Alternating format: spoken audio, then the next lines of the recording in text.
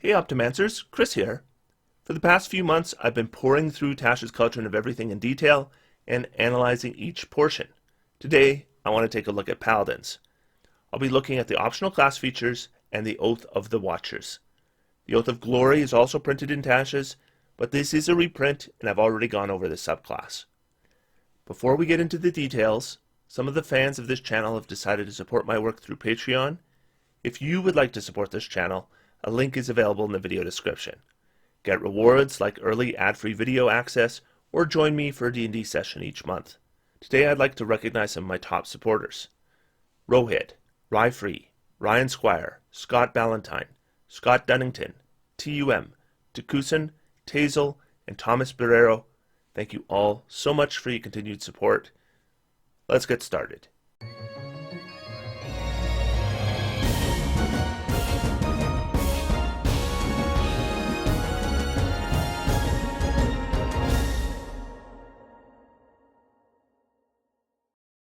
So I'd have to say to start that Paladins, of all the martials, probably need the least help from Tasha's.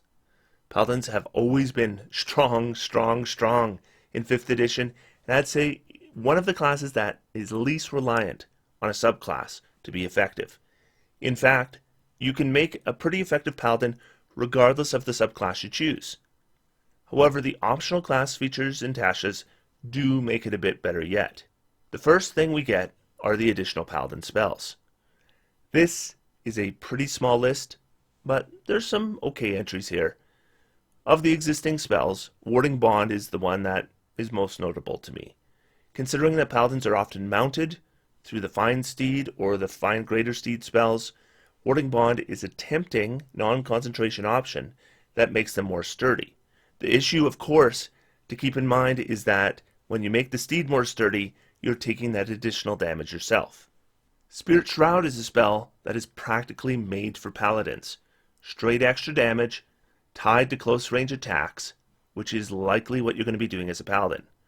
D8 damage on each hit is likely going to be around 2d8 points per round. This uses your concentration, but it also has some additional riders that are nice, like a slowdown to an enemy that is close to you with no save. And creatures you hit can't regain hit points, which will be handy as you increase in levels and more things have regeneration or healing options.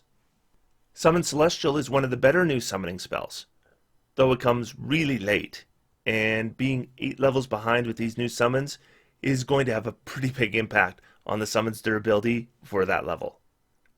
Next thing we get are 3 new fighting style options. The first is Blessed Warrior. This is exclusive for Paladins. You can select 2 cleric cantrips using Charisma as the casting ability. This probably is not the first fighting style I would jump at, but Guidance and Light or Word of Radiance would still be a nice addition. The second is Blind Fighting. This one is really good and pretty tempting for a Paladin. Blind Sight combines nicely with Magical Darkness or Magical Fogs if someone in your party is inclined. It is also useful for dealing with invisible enemies. This may not come up all the time, but when it does, it's very impactful. The third is Interception. This is a way to reduce damage on an ally using your reaction. Again, this is something a mounted Paladin might want to consider.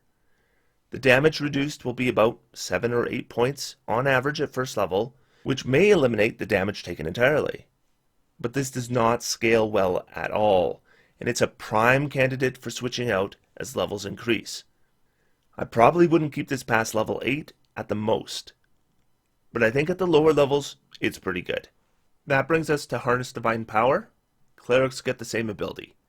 It allows you to regain a spell slot at the cost of your Channel Divinity. This can be done once per day at 3rd level, and up to 3 times per day at 15th level. One nice thing here is the spell you recover will be a bigger portion of your total spell casting than it's going to be for a cleric, and the level of the spell will be closer to your highest available as well. Also, since this is a bonus action, it might be something you even do in combat if you need the slots. Where I would definitely use it though is before a short rest if you haven't used your Channel Divinity yet, as you get that Channel Divinity back after the rest. So this is a pretty good ability, especially if you have Channel Divinity options you are less inclined to use. Oath of the Ancient Paladins come to mind. The final ability is martial versatility. All classes that get fighting styles get this, and it allows you to change a fighting style when you gain an ability score increase. Now it should be noted that because of feats, this will not change the focus of your character. Your Paladin with Polearm Master will likely continue to want to use a polearm regardless of your fighting style. Still, as I previously mentioned with Interception, sometimes changing out fighting styles that are a lot better at lower levels for one that's better at higher levels is a nice option to have. Overall, there's nothing too dramatic with the Paladin fighting styles. As a DM, I wouldn't hesitate to allow all of them. I don't see any of them creating issues of any kind in your game. That brings us to our new oath, the Oath of Watchers. So what is an Oath of Watchers Paladin? Thematically, they are described as protectors of the mortal realms against the threat of extraplanar creatures. So if you're thematically looking for a demon hunting paladin, for example, Watchers is a good choice. The tenets of the oath include vigilance. The threats you face are cunning, powerful, and subversive. Be ever alert for their corruption. Loyalty. Never accept gifts or favors from fiends or those who truck with them. Stay true to your order, your comrades, and your duty. Discipline. You are the shield against the endless terrors that lie beyond the stars. Your blade must be forever sharp, and your mind keen to survive what lies beyond. So if your character concept at all fits this oath, these tenets should be dead easy for you. So let's get into the subclass features. First, we get our oath spells. This one is a bit of a mixed bag. There are some stinkers here. Alarm and Detect Magic are okay spells, but Alarm and Detect Magic that you can't cast as rituals? No. Now I like having See Invisibility as an oath spell. It's one of those spells I'm hesitant to prepare, but if I have it for free, sure thing, at some point I'll need it. Now I should point out that if we chose the blind fighting combat style, at close range we can already see invisible. Moonbeam is an okay spell, but having ranged area of effect spells does allow the paladin to do something they normally wouldn't be able to do. Sometimes, if you can lock down an enemy, Moonbeam can even be useful when you're fighting in melee. Counterspell, of course, is the standout on the list. Normally, a spell paladin is not going to get, but very nice to have. Other than that, Banishment is pretty good, and a lot of players love Hold Monster, though it's not my personal preference. So the list starts off pretty weak, I would say, but does get better with investment of levels. That brings us to our Channel Divinity at 3rd level. Like all Paladin subclasses, we're going to get two options here. The first is Watcher's Will.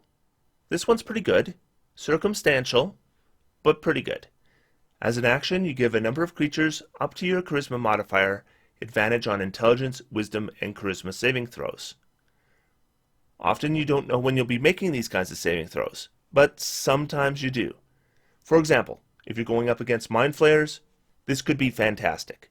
I don't expect this to be a Channel Divinity I'll be using all the time, but when I do, it should have a significant impact.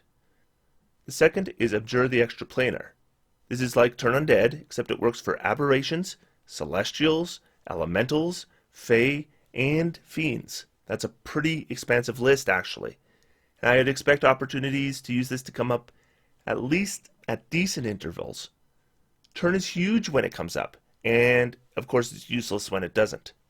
So both these Channel Divinities are pretty great when they're needed, but in neither case are they useful all the time. That means that a Watcher Divine Paladin will probably get use out of the Harness Divine Power optional class feature if it's available. If it's not, you may occasionally go without your Channel Divinity being used at all. And that brings us to our 7th level ability, Aura of the Sentinel. When it comes to 7th level Paladin abilities, there's a pretty wide discrepancy between subclasses. Some features, like the aura improvements that Devotion and Ancients Paladins gets, are really, really good. Others, like the Vengeant Paladin reaction move, are pretty crappy. This one is awesome. All your allies in your aura get a bonus to initiative equal to your proficiency bonus. This is going to be a +3 when you first get this ability, and it eventually will be +6. +6 is more than alertness gives you for the whole party. Winning initiative has a bigger impact on an encounter than a lot of players realize, It also diminishes the impact of starting out gathered around the Paladin. This is a very nice feature indeed. One of the best for Paladin subclasses as far as I'm concerned. Devotion is potentially better if the controller in your party is fond of area of effect charm spells, but this one is definitely in the running. That brings us to our 15th level ability, Vigilant Rebuke. This one is not that good. You can use your reaction to do 2d8 plus your charisma modifier damage to a creature within 30 feet that succeeds on a mental saving throw. We're probably talking about 13 or 14 points of damage here, which isn't that much at 15th level, and it uses up your reaction. Now, it's technically an unlimited ability, and possibly if you're expecting enemies to be making a lot of these saves, 13 to 14 damage per round could add up. I mean, if your reaction isn't getting used for another purpose. But in most cases, I'd expect this not to come up that often. And when it does, the impact is not going to be that much. And that gets us to our capstone at 20th level. Paladin subclass capstones can be really, really good. The first thing I'll note here is the use of a bonus action. Some of the Paladin capstones use a bonus action, some use an action. So this is a good start. The benefits last for 1 minute, and they include: you gain True Sight with a range of 120 feet. You have advantage on attack rolls against aberrations, celestials, elementals, fae, and fiends. When you hit a creature with an attack roll and deal damage to it, you can also force it to make a charisma saving throw against your spell DC. On a failed save, the creature is magically banished to its native plane of existence if it's currently not there. On a successful save, the creatures can't be banished by this feature for 24 hours. So all three of these are circumstantial. True Sight is only useful if there's something to see. Advantage against certain creatures is only useful if you're fighting those creatures, and the final ability only works against a creature currently not on its home plane. Now, all three of these features are really good when they come up. But my chief concern here is, what if they don't come up? This is our capstone, and using a Paladin capstone is something I absolutely want to do if I invest 20 levels in Paladin. In fairness too, I think it's at least somewhat likely you'll come up against enemies where this will be useful, but it is just far less than certain. So I have to say, for me personally, I'd rather a capstone I know will be useful. I know that the Glory Paladin's ability to turn misses into hits is something that's going to have value in any battle. I know the Ancient Paladin's regeneration will have value in any battle. I know that the Conquest Paladin's damage resistance will have value in any battle. So I have to say, for a capstone, this one would have me less certain to be able to use this effectively every day. Still, in the right campaign, this is right up there with the other capstones. So when I look at this subclass overall, the 7th level aura improvement would be lovely in any campaign, with any group. I'd love to have Counterspell on any Paladin, in any group. However, some of these abilities are a lot better against certain kinds of enemies, specifically the Channel Divinity in the capstone, and the 15th level ability is kind of a so-so one. So overall, I think this is a solid subclass, but for it to really shine, I think you would want to be in a campaign where you will be fighting the right kind of enemies, specifically aberrations, celestials, elementals, fae, or fiends, and preferably those that have come to your plane rather than you going to their plane, at least if you get to 20th level. So I hope that's useful to you.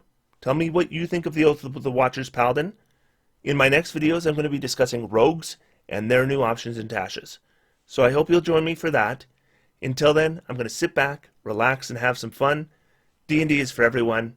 Thanks everyone. Talk to you soon.